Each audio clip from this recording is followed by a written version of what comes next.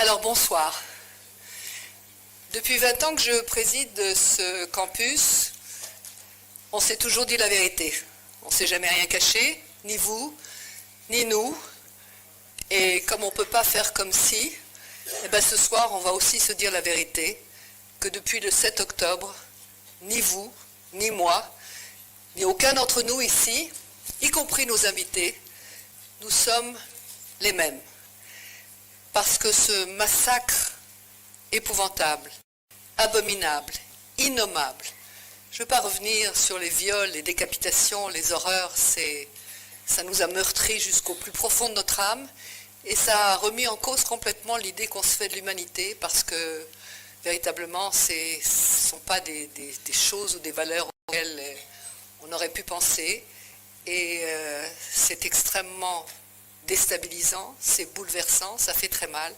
Et pourtant, vous savez que le peuple juif, au cours de tous ces siècles, a vu et surmonté des épreuves terribles. On va surmonter celle-là aussi.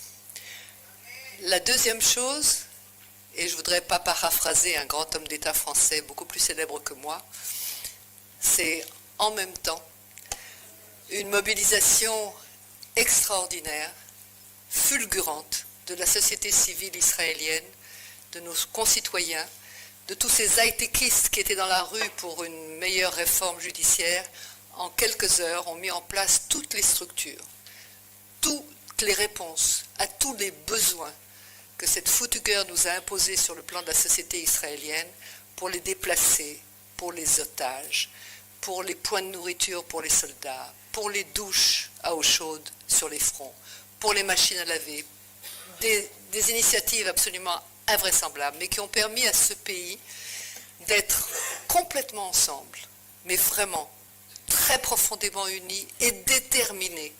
Il n'est pas question que sur ce combat-là, quelqu'un ne participe pas, ne contribue pas, et je suis sûre que chacun d'entre vous y participe à sa manière.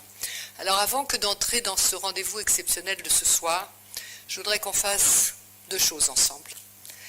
La première, c'est qu'on se lève pour une minute de silence à la mémoire de toutes les victimes. Mais à la sortie de cette minute de silence, je voudrais un tonnerre d'applaudissements, avec toute l'énergie dont vous êtes capables, pour encourager nos soldats, qui sont nos frères, nos pères, nos enfants, puisque vous savez que le peuple d'Israël, c'est ça. Tsahal, ce n'est pas une armée de mercenaires, c'est nous. Alors je compte sur vous, au terme de cette minute de silence, un tonnerre d'applaudissements pour que je sente vraiment qu'on a de l'énergie. On commence la minute.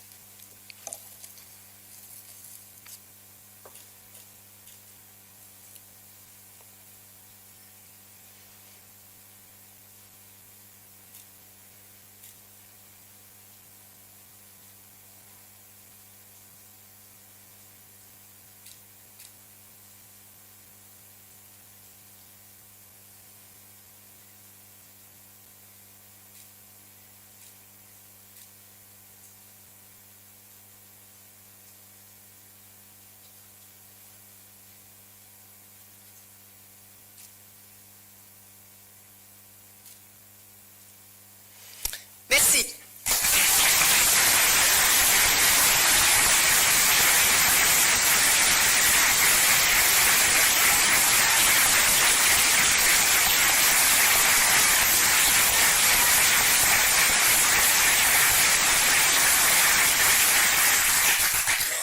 Ah ben, vous m'avez fait du bien.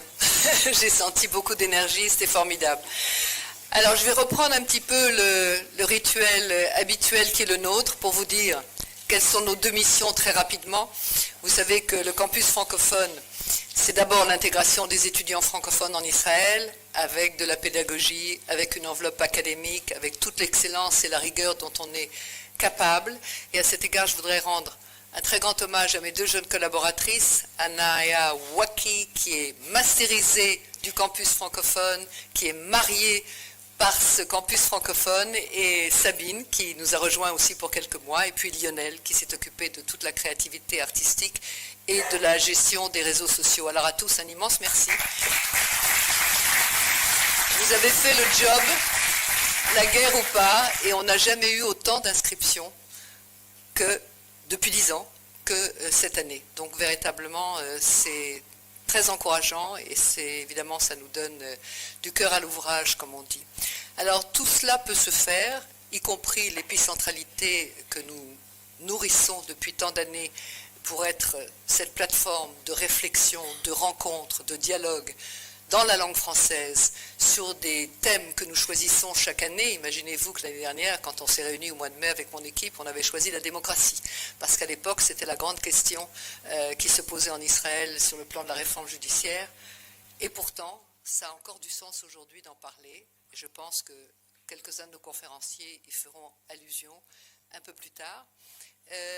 Et puis aussi pour vous dire qu'en plus, nous avons dans le développement de notre campus créé un centre de diplomatie internationale francophone qui est une première en Israël. Je crois que c'est une première dans le monde d'après ce que j'ai compris. Et on a déjà un certain nombre de partenaires formidables de l'Europe francophone, de l'Afrique francophone avec le Congo, du gouvernement du Québec. Il nous manque un petit pays, comme disait le Premier ministre Valls il y a quelques minutes, à l'ouest de l'Europe, comme ça, dont on a une très jolie lettre de la secrétaire d'État en charge de la francophonie, mais pas encore un lien réel avec notre projet. Mais j'espère que ça viendra.